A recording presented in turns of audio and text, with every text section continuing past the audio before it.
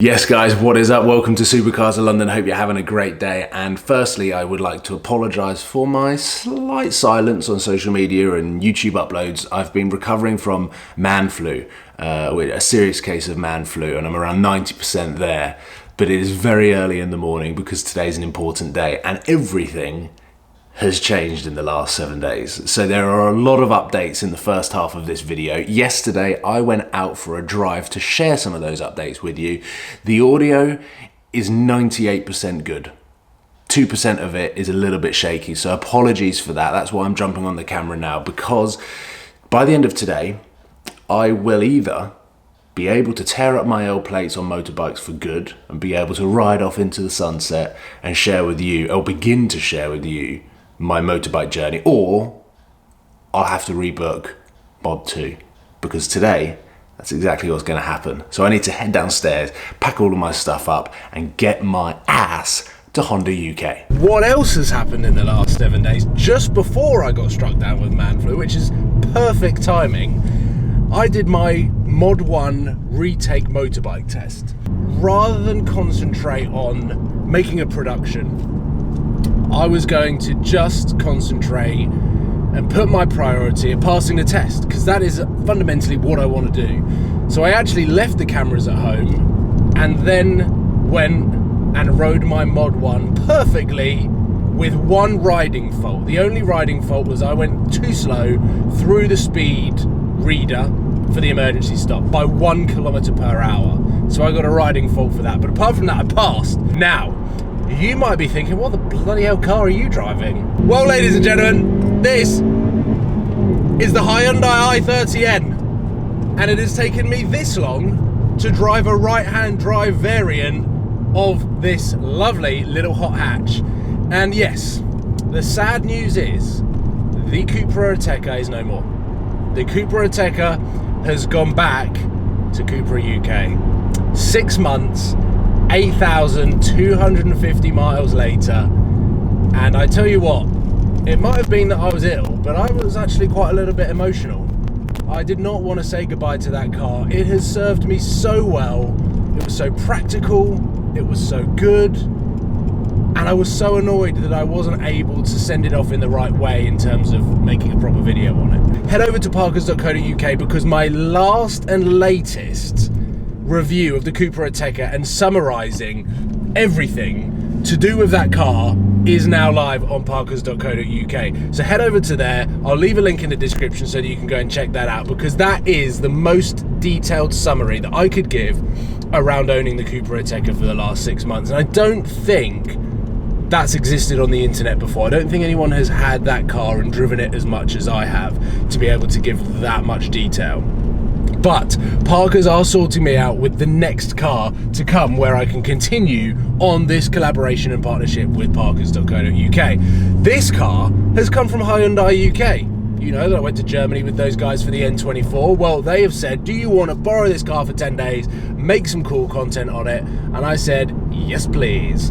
For 2 reasons. 1, because I bloody love this car, and 2, because the Cupra's gone, I'm stuck with just my Lamborghini Murcielago. So this is going to be my daily for the next 10 days. This is what I'm going to be driving over to Honda UK to do my Mod 2. And I have to say, this is an eye-opener. Because I've only driven left-hand drive, and manual left-hand drive is a little bit alien to me, to be driving a right-hand drive car in my comfort zone, it's a game changer. I don't know how and why, if you are considering this price bracket sort of car, 25-30 grand, that you wouldn't go down to Hyundai, take this out, come back with a massive smile on your face and be like, there is nothing else in this price bracket that I can buy and have this much fun in. There just isn't. This is so good. Look at this.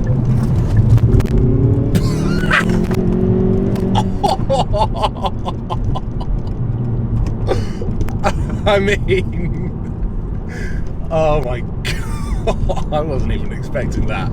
The chassis is so clever. that you just skip over every single piece of tarmac and shoot out the other side, and it's front wheel drive and there's almost zero torque steer. The Cupra Ateca was good, but it was a much more sensible family performance wagon. This is an ASBO car that just so happens that you can fit your family in. You don't really want to put your family in this car because you want to have all of the enjoyment yourself. So yes, as beginning of videos go, this is quite an exciting one. 10 days with this car. Dead end. 10 days with this car, Mod 2 bike test coming up, Cupra Ateca gone. What would you like to see from this car? Onwards to Honda UK. You will catch up with me in the next 24 hours. And I've literally just dumped this car on a dead end, so I'm gonna have to cut it there, and I'll see you tomorrow. Well, ladies and gentlemen, I said that I would give you an update. Here we are down at the test centre. A couple of people here are scoping out Mod 1.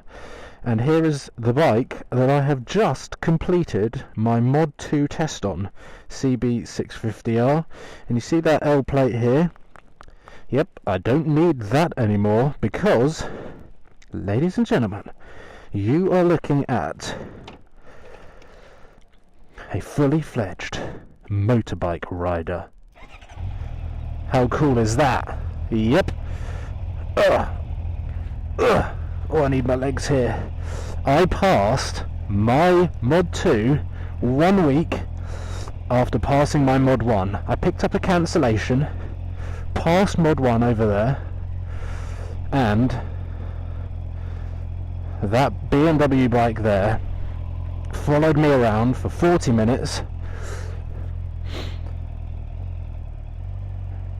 and only gave me 4 riding faults.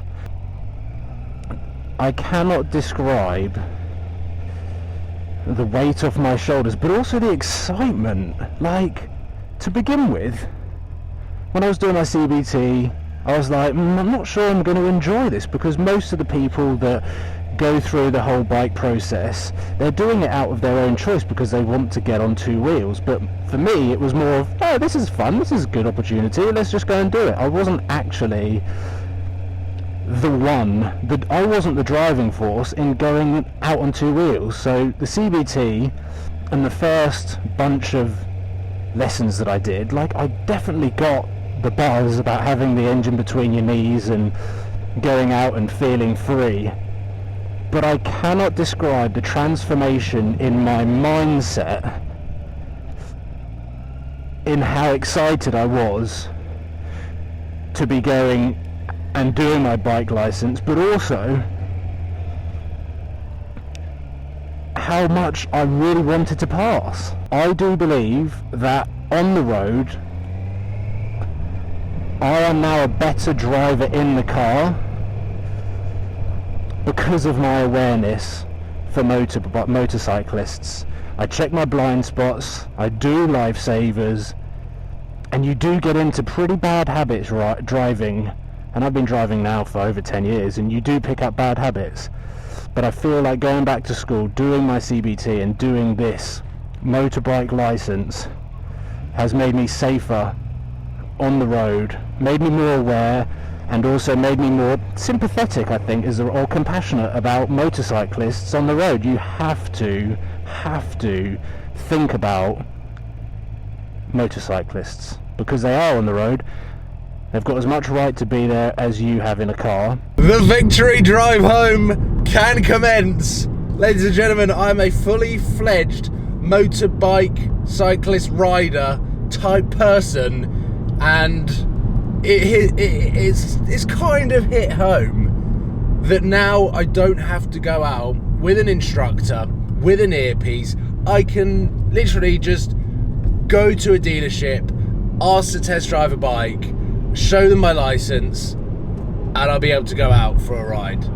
How mental is that? And I wanted to document it a little bit better, a little bit more on the ride back to Honda UK, but I checked. I was so excited that I forgot to put it into Super View mode. So don't worry, there will be more opportunity to document me on a motorbike, but I just wanted to jump back in the car and round this fairly terrible video off. The actual content in the video is exciting. The Cupra's gone, I'm with a Hyundai i30N, there are a lot of cool opportunities, and I passed my Mod 1 and Mod 2 in very quick succession thanks to a cancellation on Mod 2. Actually, I think my flu has infiltrated my ability to actually make the video. So whilst what I'm saying in the video is quite exciting, the video hasn't really been that well thought out or well put together. So apologies for that. I need to get some fuel in this car. I've got 36 miles of fuel.